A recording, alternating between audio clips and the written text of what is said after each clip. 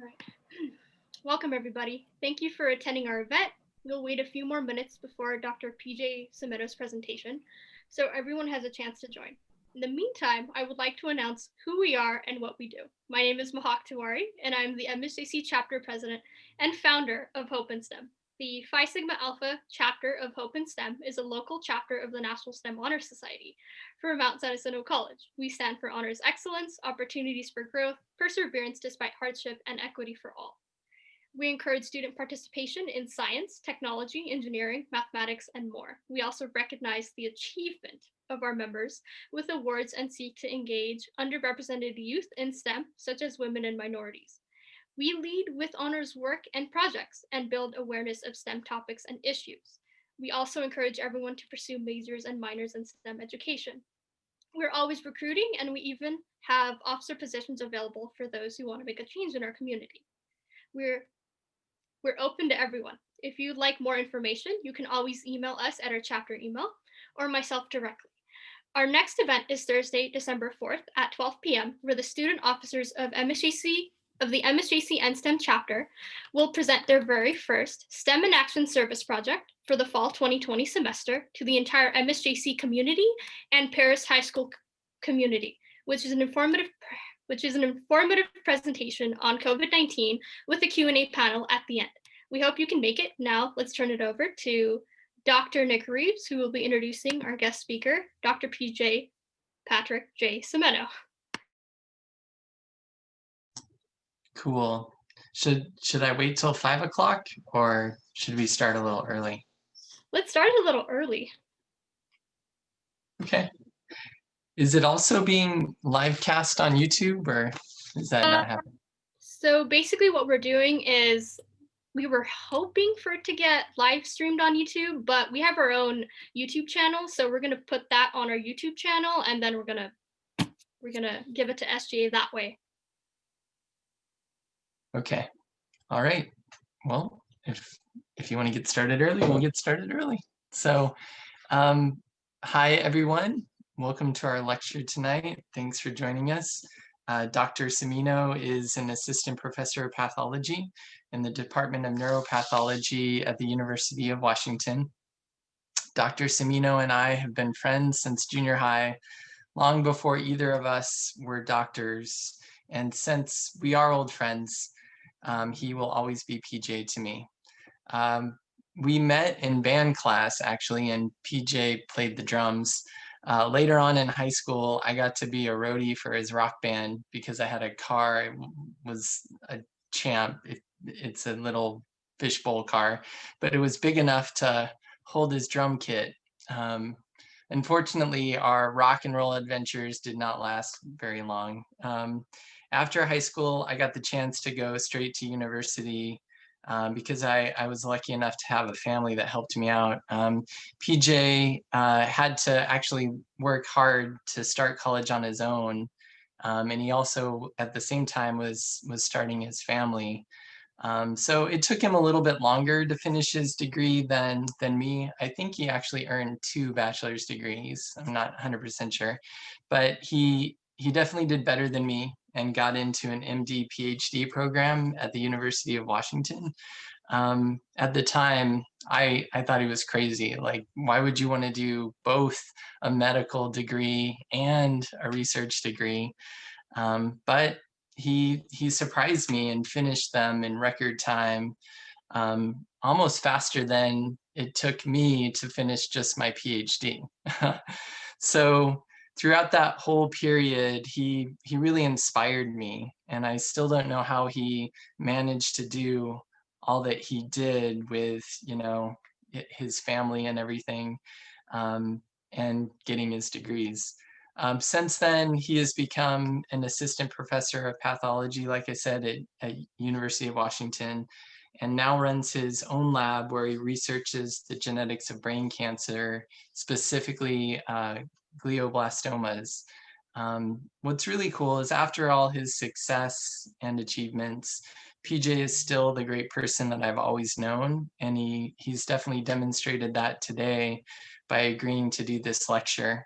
So I truly am thrilled to welcome Dr. Cimino to MSJC and thank him for taking the time out of his busy schedule to present his research to us tonight. Oh, thanks, Nick. That was, I think, the best introduction I've ever had. So let me share my screen here.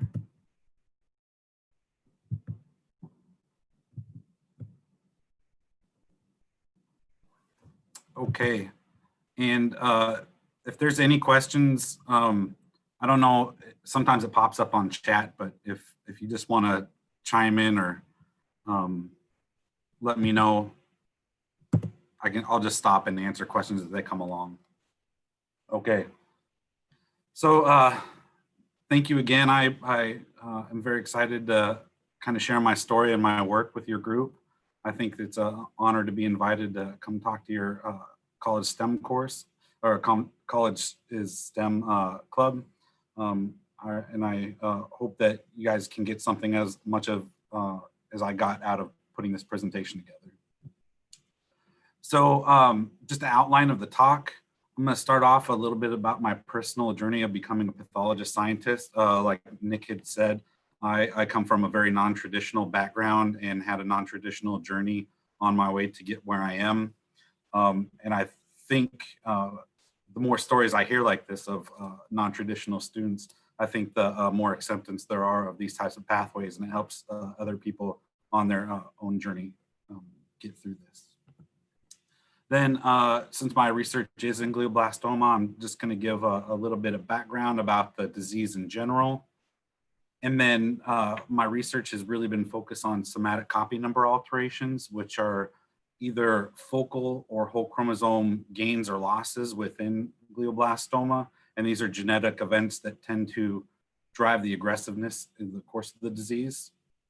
And then some mechanistic investigations about the genetic determinants that underlie copy number alterations in glioblastoma. So just want to start off, this is the high school where Nick and I went to, and Nick mentioned that in junior high we were in band together, but in high school we were in marching band, and we spent a lot of Friday nights on this field marching around and performing. I couldn't find any good pictures of us in band, so I'll just leave that up to your imagination. But this is kind of where our journey started. And after, like Nick said, he went to university, and for a couple years, after graduation, I didn't plan on going to college, but you know, life changes, and I got interested in more getting an education. At that time, I thought I was going to be a music teacher. So I started, I enrolled in classes in our local community college at Green River College. And I started taking basic classes, you know, to become a music teacher. Around the same time as when I visited Nick at his university, and he took me on a trip to his lab one time. And I saw a poster outside of his lab that was really cool. It was the research he was doing about how a single gene mutation in a wasp led to a headless phenotype. And it just it really struck me how, you know, one genetic event can completely change the phenotype of an organism, a complex organism such as a wasp. And then I started, after that experience, I mean, he's the one who really inspired me to get into science in the first place. So after that experience, I started to get interested in biology and chemistry, and I started taking all the science and math courses at the local community college. And after that, during that time, I received my AA. And then in Washington, I went through the direct transfer agreement to the University of Washington, where I got my bachelor's degree, not 2 degrees, but a double major in biochemistry and neurobiology. And my undergraduate research mentor was Dr. Wendy Raskin, who is a clinical geneticist and studies inherited genetic disorders of the brain. And at that time, I think like a lot of students interested in STEM pathways, I was wrestling with, do I want to go to grad school? Do I want to go to med school? You know, which pathway do I want to go down? And Dr. Raskin, she really was a great undergraduate mentor to me. excuse me, because she was the first woman to go through the combined medical degree scientist training program, the combined MD PhD program at the University of Washington. And before meeting with her, I never had heard of this program. So she inspired me to enter the, or at least apply to the program and look into it. And I got in, and I was really fortunate to stay at the University of Washington to continue this training. And from there, during my grad school program, I was in the laboratory of Dr. Montine, who's now the department chair at Stanford of Pathology, but he was a neuropathologist at the University of Washington. And my research as a graduate student was more in neurodegenerative disease. And I was looking at Alzheimer's disease, and specifically the role that innate immunity played in the progression of Alzheimer's disease. And since I became interested in neurological disease and he was a neuropathologist, I became interested in going into neuropathology as a medical specialty. So after I got my degree, then comes the residency and fellowship program.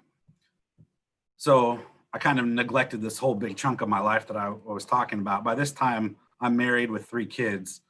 And for residency, I decided, or my wife and I decided that we wanted to try someplace different. We ended up at Washington University in St. Louis, where I did a combined anatomic pathology and neuropathology degree fellowship program. And during my time in residency, I was working with Dr. Dunkevich in the Department of Pathology, where we used a lot of next generation sequencing to characterize different types of cancers. Specifically, Merkel cell carcinoma was a cutaneous carcinoma that we were interested in at that time. And during my fellowship, I moved back into kind of the brain world and became interested in looking at mouse models of low-grade gliomas that are usually affecting the pediatric population. I did that in the laboratory of David Gutman in the Department of Neurology. And so I was able to come back to looking at mouse models and the brain and switch my focus from neurodegenerative disease to cancer. Then after I finished my residency and fellowship program, I was lucky enough to be recruited back to Seattle into the Department of Pathology by my former mentor, Dr. Montine. And as a junior faculty member, I have had a great senior mentor. It was Dr. Eric Holland in the Department of Neurosurgery here, as well as the Vice President for Human Biology at the Fred Hutchinson Cancer Research Center. And I moved when I was at St. Louis doing pediatric brain tumors to now focusing on adult brain tumors. And there's 2 main focuses of my research. One is looking at human molecular genetics of brain cancers. And the second, which is kind of exemplified by this paper here in neuro-oncology. And the second focus is looking at mechanistic studies in mouse models of disease again. And these are kind of the research that I'm going to be talking about later in the talk.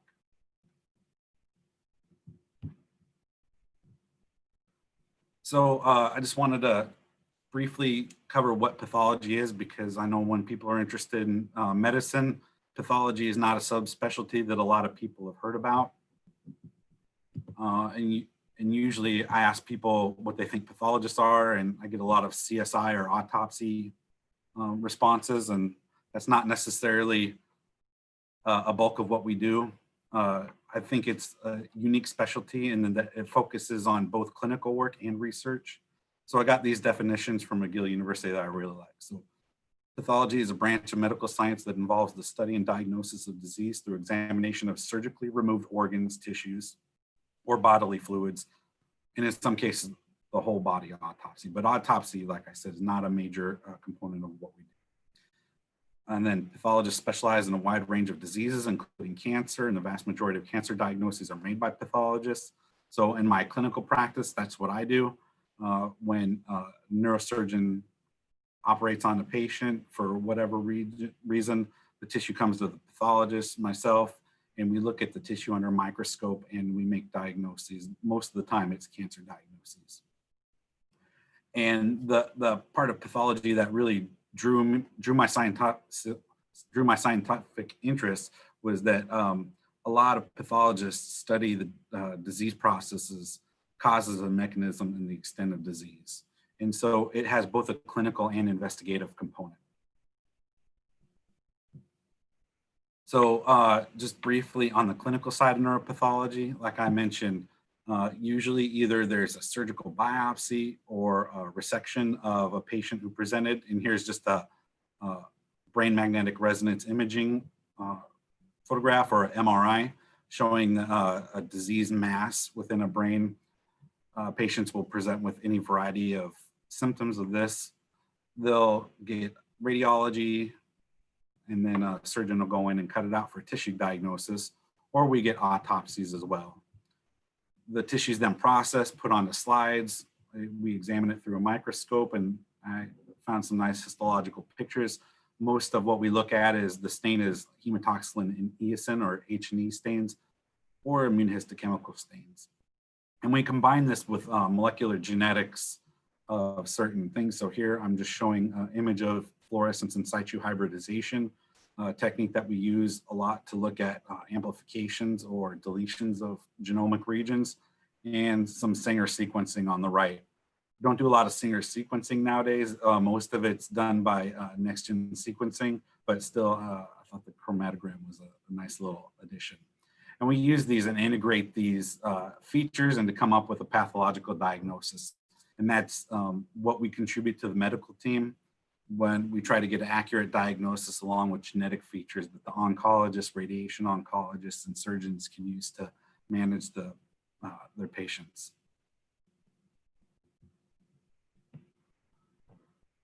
So that was a little bit about my journey to where we are, how I got here, a little bit about the clinical side. Now I'm really going to focus more on the research aspect, and I want to talk a little bit about glioblastoma as a disease in general. So this is the most common primary malignancy of the central nervous system in adults. It accounts for approximately 15% of intracranial neoplasms. I would say the most common malignancy in adults is metastases, usually from breast or lung primaries. Then the next second common tumor in an adult's brain is a meningioma, which are typically benign. But the glioblastoma is right behind that, with an incidence of about three people per 100,000 in the United States. It's not a large number. It's approximately 1% of all cancer cases in the United States, but it is a deadly disease, which makes its incidence even more dramatic. Peak incidence of age is around 55 to 85. We usually think of it as older person's disease, although you can get glioblastoma in any age range from infants to child, adolescents, young adults. It's just more common in about the 60-year-old range. There is a slight male predominance in glioblastoma. The reason's unclear, and for other reasons we don't understand, males tend to do worse when they get the disease and have shorter survivals than females. And just, I know people have heard about glioblastoma. It's not a highly publicized cancer, but there are some famous people that have gotten this recently. And I just wanted to highlight these, and I apologize for the lack of diversity in these pictures, but it's really hard to find pictures of famous people who have glioblastoma. But politicians, including Ted Kennedy, John McCain, Beau Biden also had glioblastoma. To musicians, as Nick said, I was a drummer, so I'd be remiss if I didn't show a picture of Neil Peart, the drummer of Rush, who recently passed away from a glioblastoma, and Ethel Merman, an old singer and actress. Glioblastomas, so where do they occur? They can occur anywhere through the central nervous system. They mostly occur in subcortical white matter.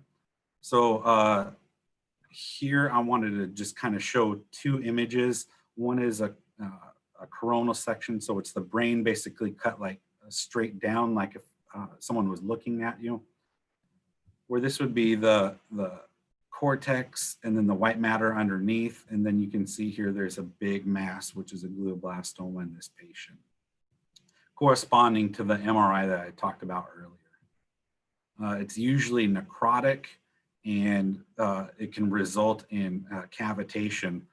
The cancer cells themselves are highly invasive, so you're not able to see them macroscopically or what we say on gross examination, but these will have little tumor cells that infiltrate and trickle throughout the nervous system. And if you look at these under a microscope, you'll be able to detect even tumor cells up here on the contralateral side that's seemingly normal. And in other studies, looking at autopsy series, you can even find them going down the brainstem and spinal cord. So it's very, very invasive and universally fatal. The histology of glioblastoma, it's highly mitotically active. So just wanted to show in one high power field, we have mitotic figures here, here, and here. So it's very proliferative. They tend to outgrow their blood supply. That's why you get necrosis, which I'm showing here is kind of the lack of cells in a sea of pink, as well as microvascular proliferation due to factors like VEGF and other vascular growth factors. And I said the prognosis is dismal. So median survival is approximately 15 to 18 months with a 5-year survival of being about 7%. And so this is really quite a deadly disease, even though it accounts for only 1% of cancers in the US. It has about as poor prognosis as a stage 4 like metastatic breast carcinoma. So it's pretty bad. And here I'm just showing survival curves. If you're not used to looking at these Kaplan-Meier survival curves, I have overall survival on the y-axis and months on the x-axis.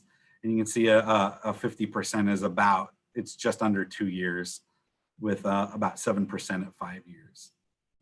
And the treatment for this is really not that great. It involves surgical debulking as much as possible that you could do safely and still maintain structure of the brain.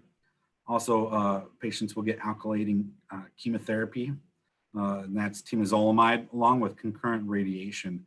And really the biggest path forward into the treatment of glioblastomas was about 15 years ago with a clinical trial that showed the combination of temozolomide with radiation extended the patient's life by more than anything that's ever been done before. And that really only gave a survival benefit of 10 weeks. So the greatest breakthrough in glioblastoma in the last 100 years is a survival advantage of 10 weeks, which is a terrible, terrible thing to even think about. Another therapy that's emerging is tumor treating fields. So these are low electrical currents that are go through the patient's brain, along with different clinical trials for things like immunotherapies, vaccines, targeted agents against specific mutations, etc. But so far, none of these more targeted agents or therapies have worked out.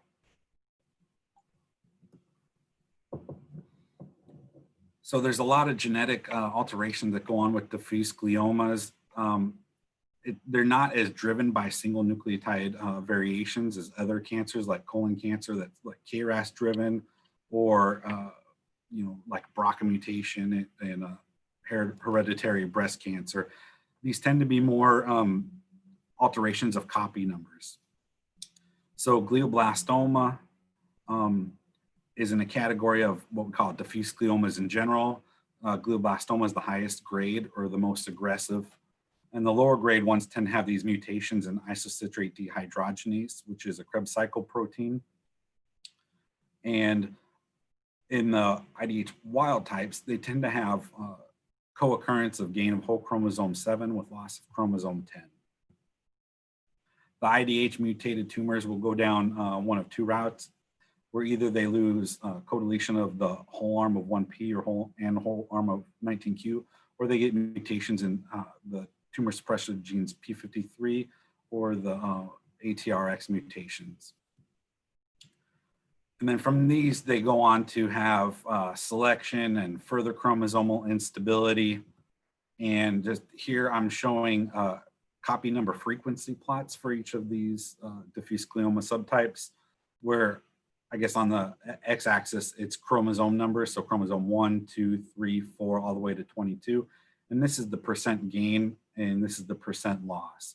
So again, here you can see that most of them have gain of whole chromosome 7 with loss of chromosome 10, while the IDH mutant tumors have a little bit less of the signature genes.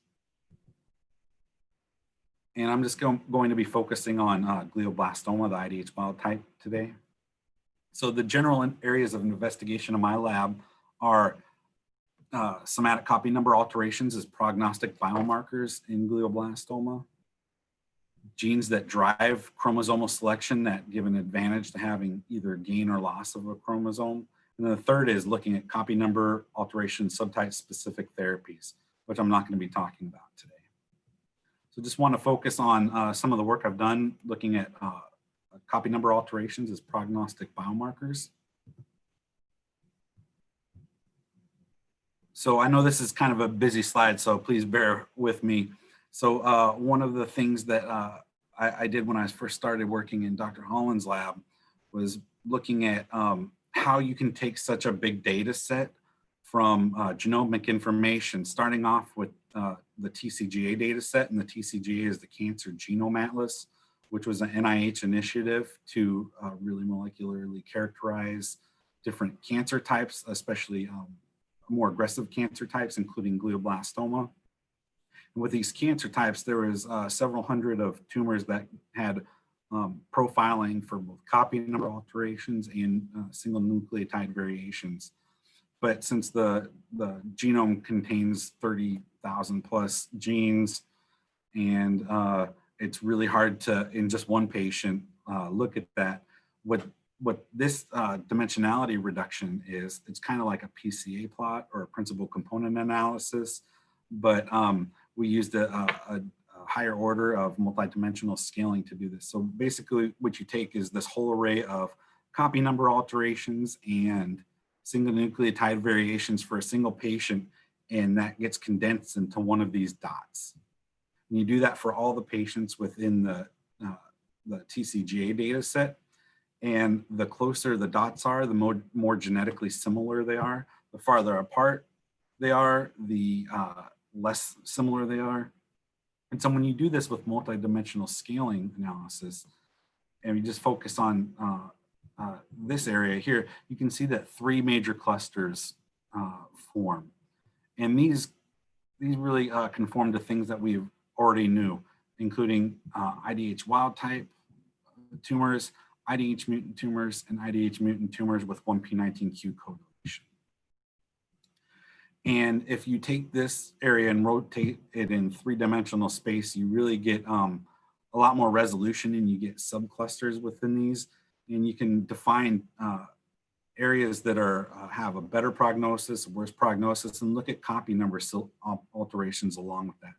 So going through that in a systematic way, I defined 6 regions of interest that are prognostic within these tumors.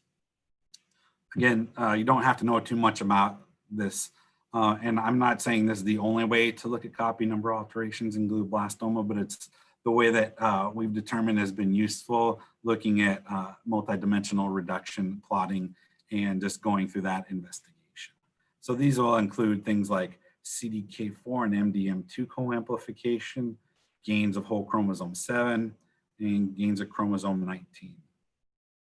And then if you look at those and come up with an algorithm, within the IDH wild-type glioblastomas, you can split out or parse out the different median survival with these, so you can get kind of a prognostic stratifier within glioblastoma. Just to make sure we weren't overfitting the data, because sometimes you can look at data so much and it fits so well, you want to have yourself a validation set. So we were able to collaborate with the German Glioma Network and people in Zurich as well as Heidelberg, and come up with this validation set. We looked at several hundred of glioblastoma patients that have been taken care of in Germany. And when we do that, we define them based upon the subtypes that we've defined earlier in the TCGA data set, you can see that there's a strong correlation with the German Glioma Network as well as the TCGA network. So we believe that our copy number alteration stratification has been validated mostly for these grade 4 tumors based on the German Glioma Network data. So we know that these copy number alterations are prognostic. They seem to be prognostic across copy number, or across these two large populations. But we wanted to ask, whether these also reflect the clinical trial population. Like I said, clinical trials for glioblastoma have been poor with poor results in the past. And one idea is that maybe it's these worst acting patients, or patients with the more aggressive genetic variants that don't make it to clinical trials. And so here we have TCGA patients, German Glioma Network patients, and then we got copy number alteration data from 2 prospective cohorts, including a paired initial recurrent surgical trial, as well as an ART trial looking at elderly glioblastoma patients.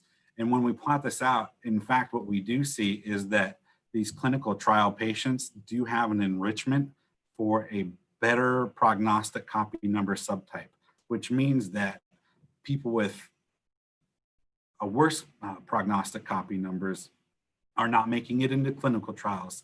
So there's implications for having patients being stratified up front, or at time of diagnosis, getting a molecular profile so that they can go either experimental trial up front, or have some other regimen that where they may not make it through radiation.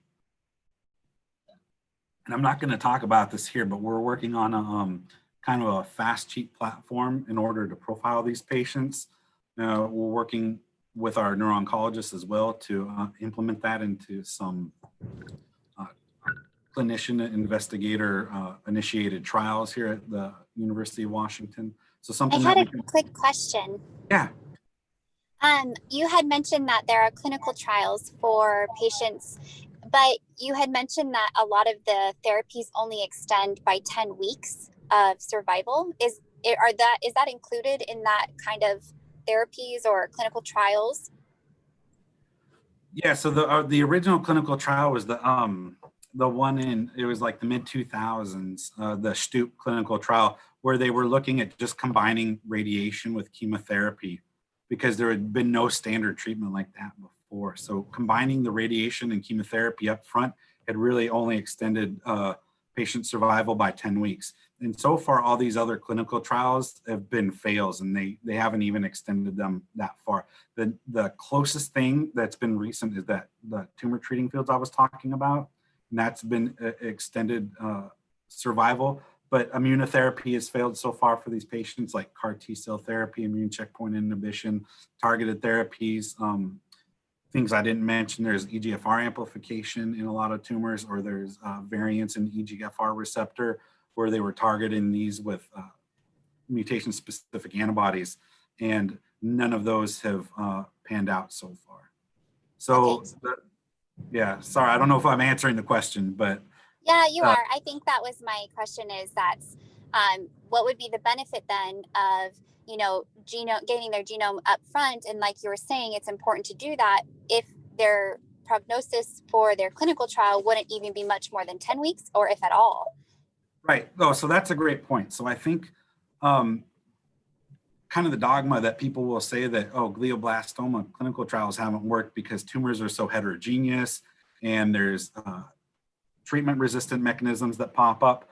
But I think with any clinical trial, is a subset of responders to the therapy. And we just those get washed away in the overarching non-responders.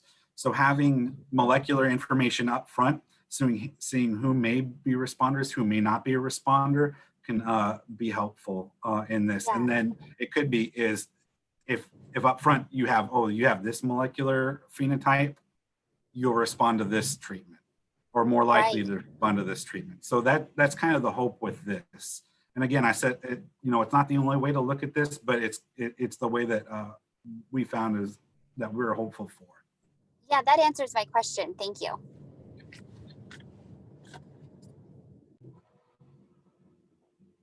So along with looking at those targeted copy number alterations, we did have this paired surgical initial recurrent glioblastoma cohort coming from Columbia University in their data set, where we had whole exome sequencing along with copy number and alteration information.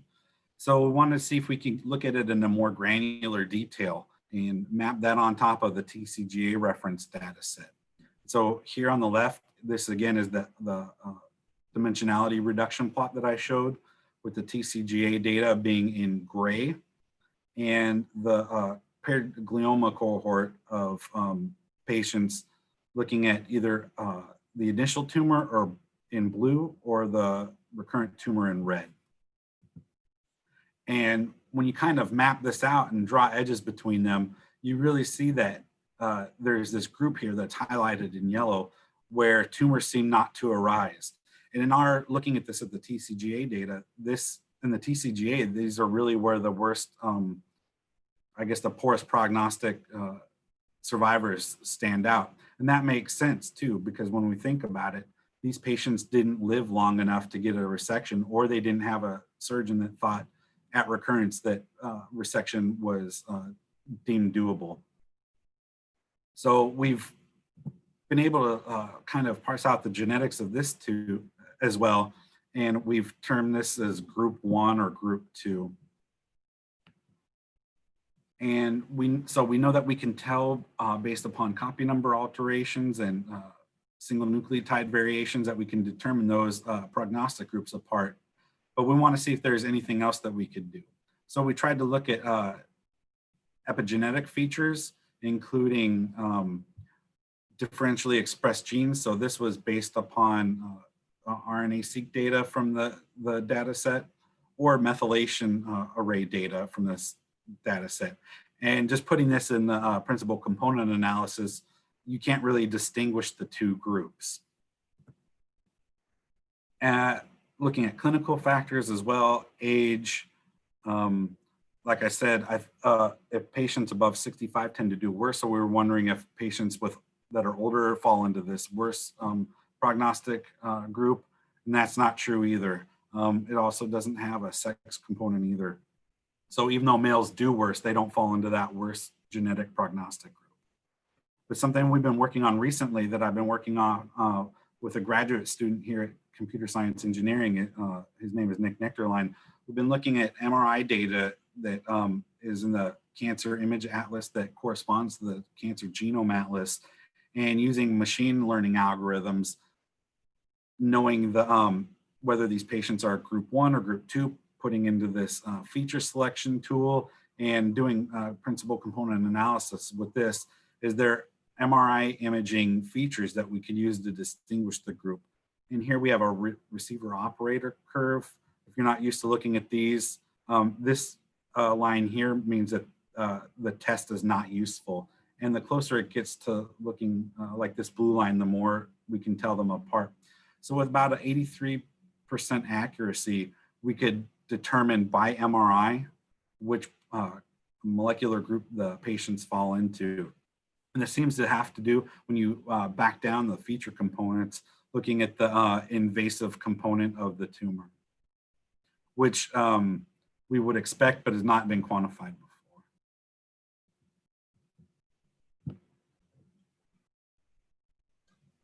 So that's just kind of an overview of the human genetics part. And what I'm interested in experimentally is looking at genes that drive these chromosomal selections in glioblastoma. So just kind of an overview, if we look at the ideogram here of the human genome, just kind of laid out what copy number alterations are usually seen in either mutant or wild type or IDH mutant or IDH wild type gliomas. Like I said, copy number 7 and loss of copy number 10 are very frequent.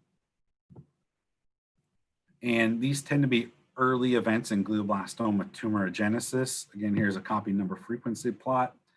And Tetsuya Izawa, who was a postdoctoral fellow in Eric's lab, had worked with Francisca Mashore at in Boston to come up with this temporal sequence model where it's a different type of machine learning where you can use genetic events and backtrack the origin and come up with a temporal arrangement of chromosomal alterations that happen. Again, showing that non-disjunction of chromosome 7 is an early event in gliomogenesis.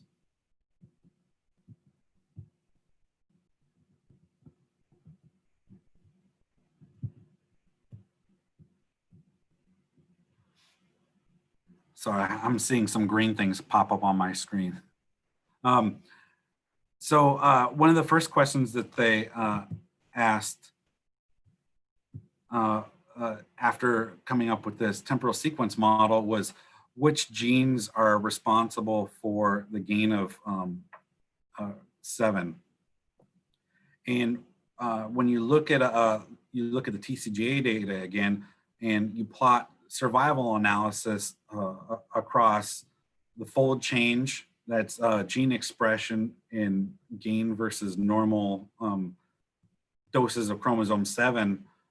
Here you have PDGFA, or platelet-derived growth factor A, which is a ligand for a growth factor that seems to be associated with survival, have high expression, and be associated with gain of chromosome 7. And looking at human data, I just want to take a side because I'm going to also talk about some.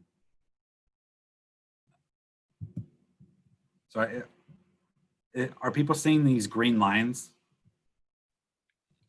Yeah, a little. Yeah. Okay. I don't know what those are. Yeah, it's pretty wild. Do you think it's like a Zoom markup thing? I mean, it doesn't really mess up your presentation. Oh, they're gone now for me. Oh, but they're back. That is weird. Do you mean you think someone's annotating? Because I can see it.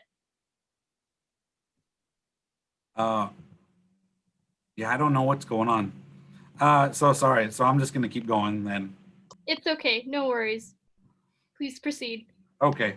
So a lot of that's human data and just kind of looking at experimental models of glioma in general. Oh, that one started to go away. Oh, they're gone. Okay. Looking at human cells, a lot of this is in vitro or ex vivo, looking at glioma stem cells or neural stem cells, or looking at cultured cell lines, or slice cultures where you take a portion of the tissue and keep it together, or growing organoids where you keep some structure of the neural tube along with different cell types, but in a structured organization that's, I guess, primordially reminiscent of a brain. And then there's the animal models.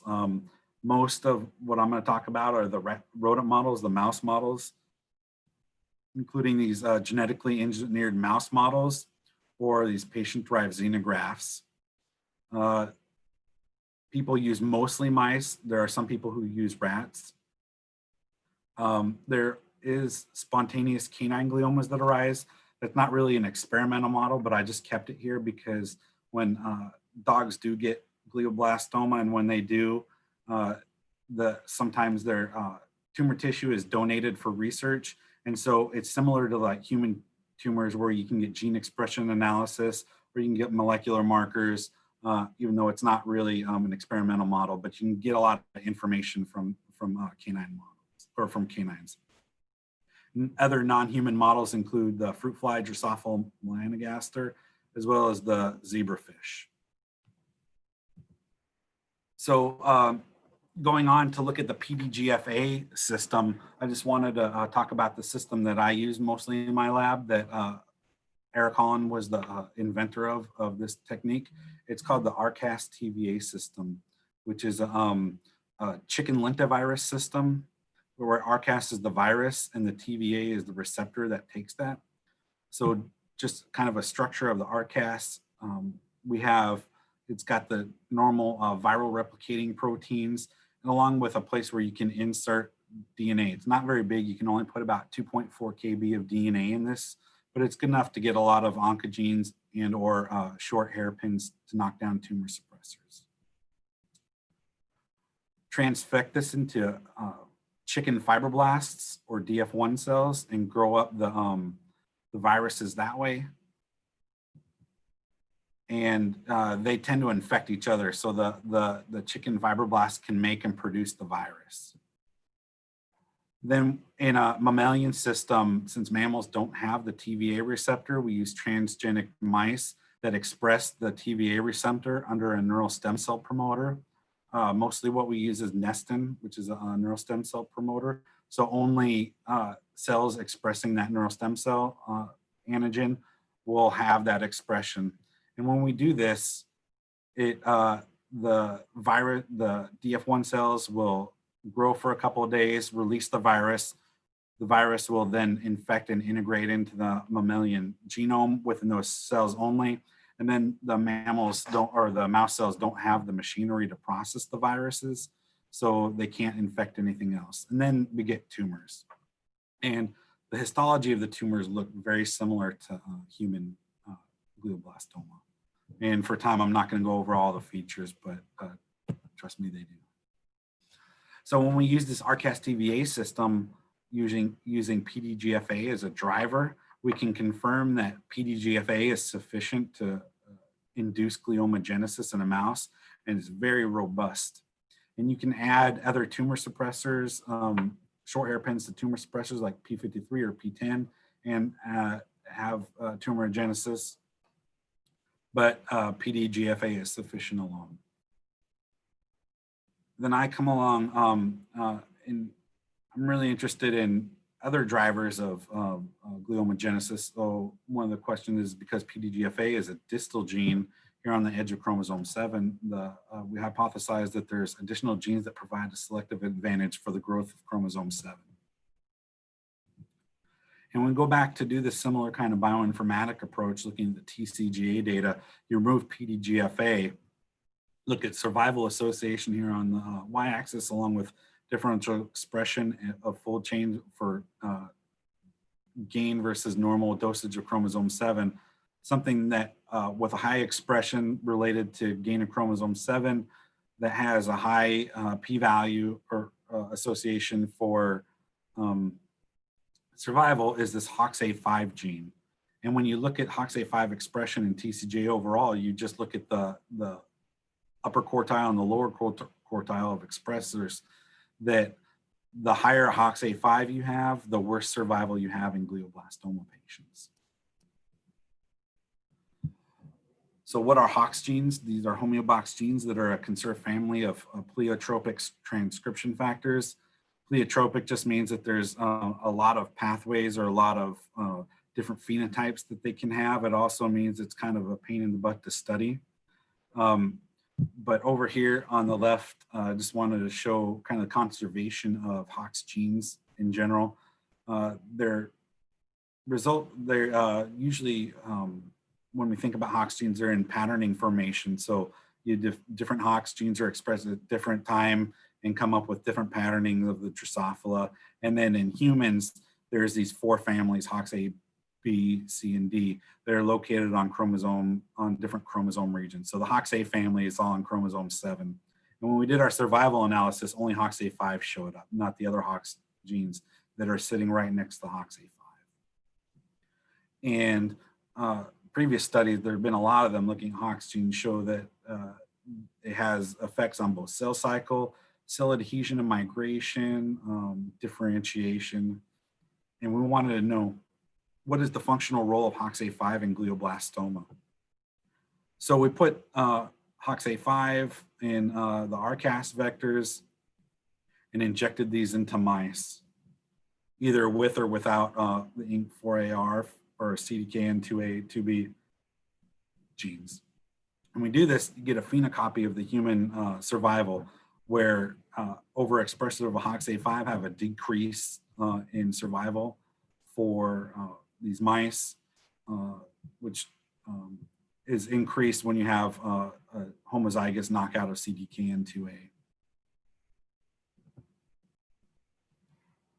So when we take these tumors and we do gene expression analysis on this, looking at this profiling, and we combine it with ChIP-seq, which is areas where HOXA5 will bind to the DNA, you do immunoprecipitation, you come up with these DNA signatures and you overlap that with the RNA-seq data, you can see where direct effectors of HOXA5 are. And we see that a lot of the genes that are involved in proliferation and cell cycle. And we can confirm this both in vitro and in vivo that we have increased proliferation in HOXA5 overexpressing tumors. And then when you treat these mice with radiation, which is what I mentioned, one of the standard regimens for chemotherapy or chemo radiation for these patients, and we do that in mice, you have an increase in radio resistance. So you have, after giving the mice radiation, you still get a decrease in survival of these mice, both in vivo and in vitro cells expressing HOXA5. So it seems that it's really affecting cell cycle and DNA damage response pathways. And after treatment, after radiation, you get an enrichment for cells that overexpress HOXA5. So it seems that these cells that overexpress HOXA5 tend to populate the tumor upon recurrence, both in the mouse model, and when we go back and look at the human data of TCGA, where they do have paired initial and recurrent tumors, you can see that for a subset of the tumors that there is increased HOXA5 in the recurrences. And some, there's a very interesting observation. It's interesting biology. Some people might say, well, if you're really looking to treat tumors in glioblastoma, how can you can't really target a homeobox gene, or you can't really target transcription factors like that for therapeutics. So why would knowing HOXA5 status be of interest? And a paper came out after we published our genes in development paper, looking at responders of immune checkpoint inhibition. So kind of going back to our earlier talk, where they had done molecular profiling of glioblastoma of initial tumors and then recurrent glioblastoma, and then getting these anti-PD-1 or immune checkpoint inhibitors. And when they look at these recurrent glioblastomas, and they classify those who were responders versus non-responders to immune checkpoint inhibition, one of the signatures that they found in responders was a gene expression signature where HOXA5 is a master regulator. So it seems that even though they tend to be an aggressive phenotype and have decreased survival, for some reason, it seems like there's a suggestion that they may be more likely to respond to immune checkpoint inhibition. So this would be an idea. We haven't pursued it too far, but things where you have overexpression of HOXA5, where we know that they may do worse, where they could get immune checkpoint inhibition up front. So all that stuff is, all those studies have been published. Currently, I'm looking at other regions of glioblastoma beyond chromosome 7, and kind of using the HOXA5 as the model to go through and look at genes that are associated with regional loss of chromosome in glioblastoma. And right now we've looked at a CRISPR-Cas9 whole genome data set from one of our collaborators, Patrick Pattison at the Fred Hutch Cancer Center, where they looked at neural and glioma stem cells, did a genome-wide CRISPR-Cas9 screen, annotated guide RNAs that increase cellular proliferation. So when you knock them down, they increase proliferation, so they act like a tumor suppressor. Map these candidate genes to our region of interest. So we have candidate tumor suppressor genes that we're working on right now. still a little too early to share that data, but I'll be happy to come back sometime when we have more information and share that. So we're working on validating those RCAS TVA screens by doing RCAS cloning of short hairpin RNAs. We're confirming knockdown efficiency and doing all the similar things that we did with HOXA5, looking at in vitro validation, in vivo injections, and different further pathway characteristics for successful candidates. So with that, I want to make sure, I think Nick said that we should have some time for questions. I just want to acknowledge everybody at the Fred Hutch and Eric Holland's lab that have helped me with this project, the German Glioma Network, as I talked about, Nick Nectarline, who is the grad student working on the radiogenomic stuff, the Dana-Farber people, Francisco Mashore, and the New York folks who had helped with the Columbia data set and really helping us nail down those different groups for the surgical candidate trials. So, and then acknowledge my funding sources, the NIH and my department, and our local Seattle Translational Tumor Research Group. And with that, I thank you and happy to answer any questions. Thank you so much for your presentation, Dr. Cimino. I can start with a question. So go ahead. In a lot of our biology classes, we talk about tumor suppressor genes and oncogenes, and we talk about how, you know, proto-oncogenes are converted into oncogenes by amplification, which is kind of what you're showing with the gain of chromosome 7. Is it odd to gain a whole chromosome like that? Is that something you don't always see in, you know, amplification of oncogenes, or is that pretty normal? I would say that gains of the whole chromosome 7 or gains of whole chromosome regions, at least in glioma, is normal, but there are genes where amplifications up to like 20, 30, 40 copies per cell are not housed on the gene, so they occur as double minute extrachromosome regions. So things like EGFR amplification or the CDK4 MDM2 co-amplification, they're little portions of extracellular or extrachromosomal DNA that happen throughout the cell and not necessarily on the chromosome. So while you can gain the whole chromosome, the amplification of those oncogenes are not necessarily, you're not gaining 40 copies of chromosome 7. Yeah. You're gaining like 2, 3, 4, maybe 5, but really the high level amplifications are extrachromosomal. I see. Yeah, I think that's really neat to see a specific example of an amplification like that, because we talk about it in general, you know, but you've actually shown us like a concrete example. And it's neat how, because I was thinking maybe the whole chromosome duplication is sort of a more rare thing because you use that as kind of your tool to find HOX5A, which is another oncogene on that chromosome. And so it was, you know, there was a selective advantage to those cells to keep the whole chromosome, because then you got a couple of oncogenes. Right, and that's kind of the interest in general, right? Because I think about 95% of glioblastomas themselves have that whole chromosome 7 gain. Yeah. And then to a lesser extent, they'll have gains or losses of other regions, but it's what genes provide the selective advantage. Yeah. And I might not have said that during the presentation, but that you're exactly right. That's what it is. Trying to figure out what genes provide, because it's a lot to maintain a chromosome, right? Yeah. There's a lot of energy that goes behind that. And so you would think, you know, why would they do that? So there's got to be more than just one gene or one process that does that. And so if you can kind of define this, looking at aneuploidy, right? Aneuploidy is the hallmark of this cancer. And if you could figure out what drives a lot of this aneuploidy, or maybe not even drives it, but what maintains it, or what provides the advantage for having aneuploidy, if you could really target that in some way, that might help to look at a cancer cell specific therapeutic. Right. And I was wondering, you mentioned that a lot of these gliomas are metastases from other parts of the body into the brain.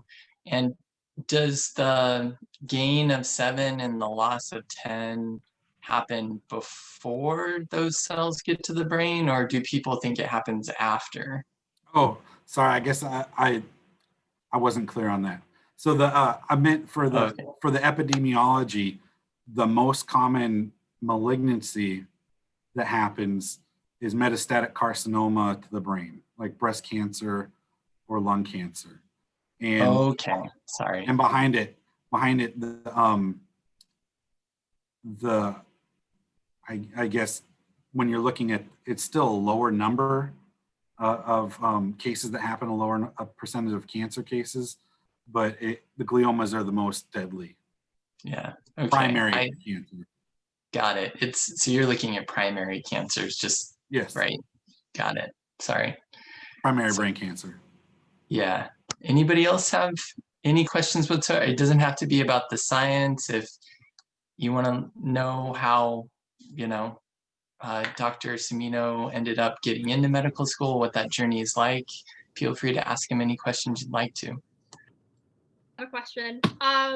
So Dr. Cimino, so during summer of 2020, I had taken a human genetics course. During this pandemic, of course, I had taken a human genetics course, and we talked about MGMT, that gene specifically. What I wanted to know was how does that play into glioblastoma? For the MGMT, so the MGMT is, I can't ever remember the full name, but it's a methyltransferase. And what it does, it repairs alkylating DNA damage. So I mentioned that the chemotherapy that's usually used is temozolomide, which is an alkylating chemotherapy, which causes DNA damage. And what MGMT does, it's a gene that repairs that damage. So if the MGMT is expressed, then it kind of counteracts the chemotherapy. And so there are patients who have both methylated and unmethylated MGMT statuses in glioblastoma, and those that have MGMT methylation. So the promoter will be methylated, so the gene's downregulated, so the gene's not expressed. And so the temozolomide works better on those tumor cells, as opposed to those that are unmethylated, where temozolomide is less likely to work. And so when patients with glioblastoma, one of the things that we do for all of them is we get the MGMT methylation status to look at that. It's also an independent prognostic marker in most data sets. So it can give some prognosis, but mostly it's used for predictive value to see if patients will respond to chemotherapy, which is important when the oncologists decide what they're going to give the patients, if they might decide to use a different chemotherapy agent or a single agent, especially in elderly patients who can't tolerate a lot. So they may just skip the chemotherapy and just go to radiation alone. Thank you so much. And I have one more question. I actually will be in Seattle in spring of 2021. So I just wanted to know, where is your lab located? Where is it? And if any visitors are able to come in. We should be able to set something up for you to come and look. Just if you don't have my email, you can get it from Nick. So clinically, I'm at Harborview Medical Center, which is the county hospital, and the research lab. I'm still kind of under the umbrella of Eric Holland at the Fred Hutch, which is in South Lake Union. I don't know if you know the area, but I do. My aunt, she's in like the Auburn, Kent area, and I actually plan on transferring to University of Washington State University, the Pullman campus. So yeah. Nice. Well, yeah, Auburn down there is Auburn, Kent area is where Nick and I grew up. Yeah, I didn't know that. Yeah, my aunt lives there, so yeah, I'll be with her. Yeah, just drop me a line. Happy to show you around. Of course, definitely. We have a certificate of appreciation for you. Let me just pull that up. I'm so sorry. I did have a question before you finish. Yeah. Okay, I apologize. My camera is not on. I am driving home from the beach, so I listen to you like a podcast. But I was really actually interested more in your pathway to becoming the MD PhD as a non-traditional student, because I myself am a very non-traditional student. I am completing my pre-med at MSJC, and I'm a neurobiology major. I plan to hope to next semester, or not this semester, but fall semester, apply to transfer to UCSD. And my sticking point is I'm trying to decide. I love clinical work, but I also love research. And I am not sure if I can do both with just an MD, or if I would have to have an MD PhD. And I think you're the guy to ask. Yeah, so I think that's a lot of struggle that people are thinking about when they're coming to be an undergrad. Like I said, non-traditional, there's a lot of pathways to get to this. I would say that you should probably try both out, clinical work and research, if you're really considering both. When you transfer to UCSD, get into an undergraduate research lab, also try to volunteer for some clinical work. I would say if you are going to pick one over the other, that you can do research with an MD, but you can't see patients with a PhD. And so I've seen people who go through MDs, the MD program, go through residency and fellowship, and decide that they don't like to do as much clinical work, so they can do more research. And there's pathways for clinically trained people to go into research that way. There are some PhD programs where people do clinical work. I think a lot of it has to do with pathology, like cytogenetics, molecular pathology, things like that. So we have PhDs that run our molecular labs in doing that. I think it just depends on what more you're interested into and what you can see yourself doing long term. Yeah, and then how did your family survive your MD PhD route? Because I have a family. I have a family, and I eventually be there. So how did you guys survive that time? I have a very loving and understanding wife, and she's very supportive. My kids don't know any better, so that part's easy. But my wife put up with a lot of me going to school and getting to where I'm am now. We ate a lot of macaroni and cheese on the way. So. Awesome. And I think your research is fascinating. What do you enjoy most? And do you still play the drums? Mostly it's coming up with making discoveries that nobody knows about yet, and just being able to uncover things that, oh, that's cool. Oh, that's cool. Kind of those discoveries of putting together a story of biology that no one's told yet and that people are interested in hearing about. I have my drum set up. I don't play a lot, but I play a little bit when I get home at night. Sometimes my kids will come out and tell me to stop playing because they're tired, but I'll play a little bit. Okay.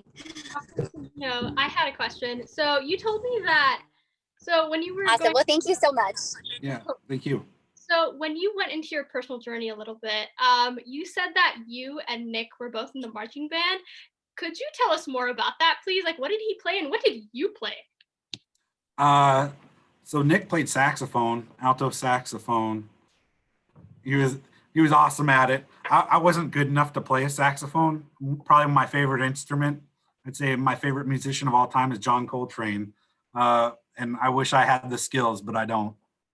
And I played in the marching band. I played snare drum, but I also played, outside of that, I played the drum set, and I played with the jazz band, the jazz choir, and then a lot of bands outside of that.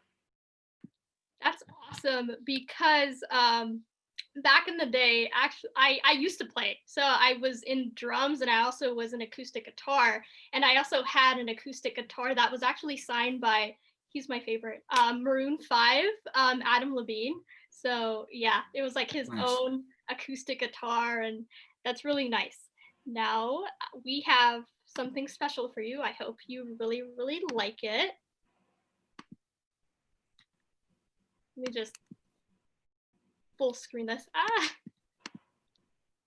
We really, really hope you like it, and thank you so much for coming out to our, not just our college community, but to the audience members present with us to present. Thank you so much. Thank you very much. I appreciate it. Of course, thank you. Thank you so much. Any more questions, guys?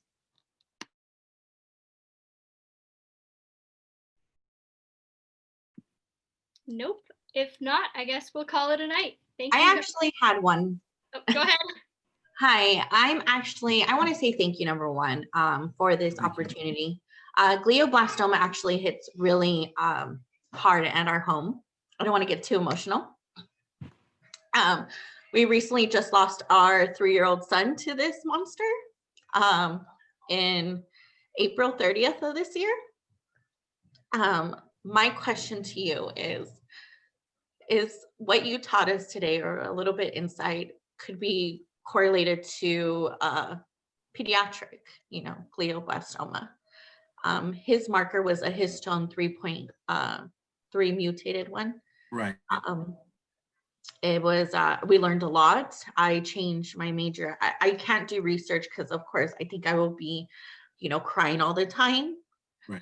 But I'm going into the field of social work because of this. And we advocate hard. He's right here with us. We're actually preparing for a huge event. This is my sweet boy. Wanted to show you guys. It just hit hard. So my question to you is, could we link this to pediatric glioblastoma, or is it a totally different thing? Well, first of all, thank you for sharing. Very beautiful picture. I'm sorry that happened. The H3K27M mutants, so the histone mutants, didn't talk about that because the genetics of human disease and pediatric disease are a little bit different. So I'd say the copy number alterations are less common in the pediatric cases. And the histone mutants are, it's kind of a different, molecularly, it's kind of a different disease. Mm-hmm. And I know that a lot of better people than myself are working on that. A lot of people at St. Jude's and Sick Children's in Toronto are working on that disease. So the adult stuff is not necessarily translatable, although I think there are some possible things when you're looking at either immunotherapy, like CAR T-cell therapies or immune checkpoint inhibition, things that the overarching principles might be the same, but the genetics tend to be different. Okay. All right. Thank you.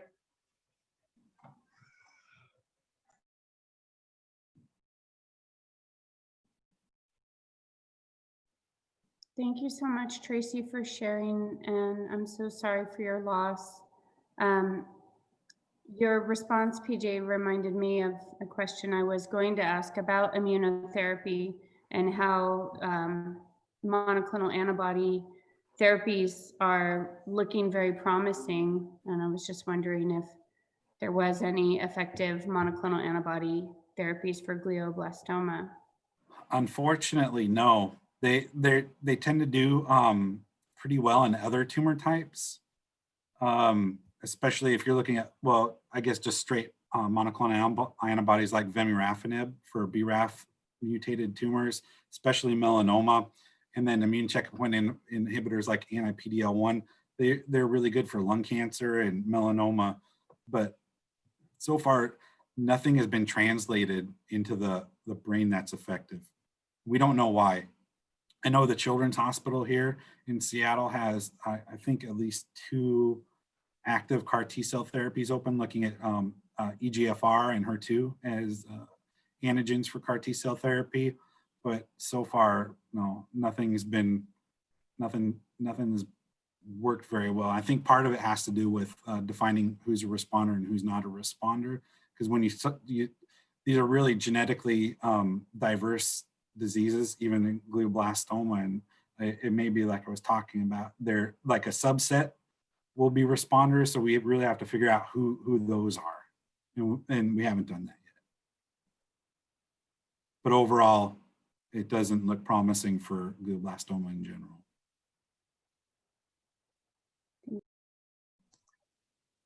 So just one sort of general question. You can, choose not to answer this if you want, because it's pretty broad, but do you have any general advice for students that are interested in getting into medical school? Because, a lot of our students are thinking about it.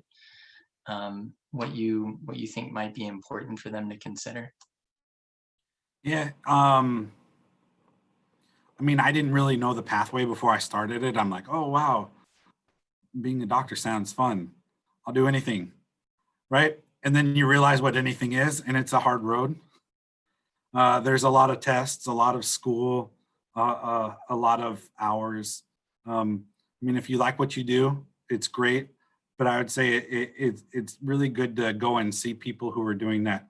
I tried to emphasize the importance of mentors throughout that first part of the talk, and really finding people who do what you want to do, or kind of related to that, and see how they work and how they went through the program and how they're going through life. Really trying to find as many mentors as possible. You don't have to rely on just one person, but anybody you can get to and see how they work. Knowing what it's like to interact with patients. It has its rewards, but it can be challenging and difficult at times as well.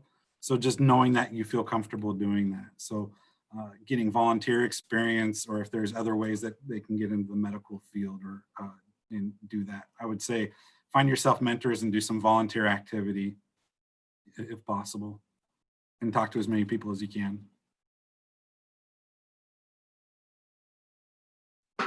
My last question, something that I've been, really proud of, but also stressed out about, is having perfect grades, right, to get into med school. Was that something as a non-traditional student that you prized, or something that you felt, after getting in, was that really worth all that extra effort to make sure you had straight A's? Or I hope that question is clear. That's a fair question. I would say that medical school admissions tend to look at more of the broad category of what you have, right? It's grades, it's your MCAT scores, it's what you've done outside of school, it's life experiences and any leadership experiences and research. So grades are just one component. I think personally, I wasn't stressed out too much about grades.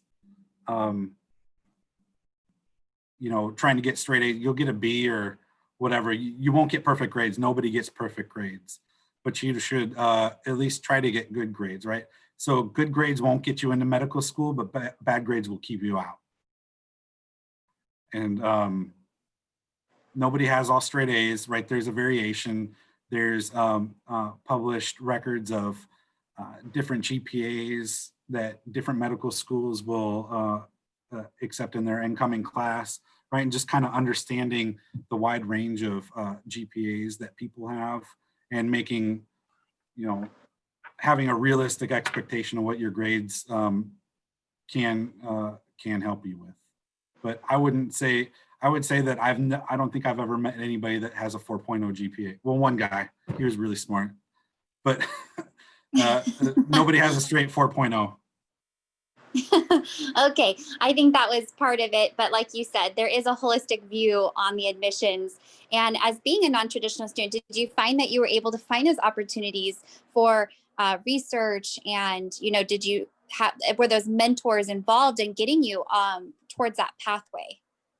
Yeah, so the undergraduate research principal investigator I had, Wendy Raskin, was very helpful in that, and calming me down like a lot of good mentors do. And she helped me get to know the things that I should get done, and expectations I should have.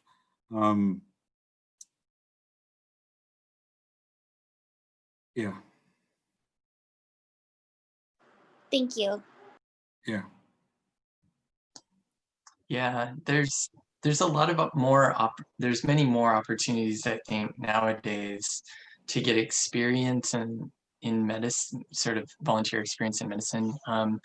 Locally, just for the students that are left here, our UCR has a medical school, a young medical school that's growing over time.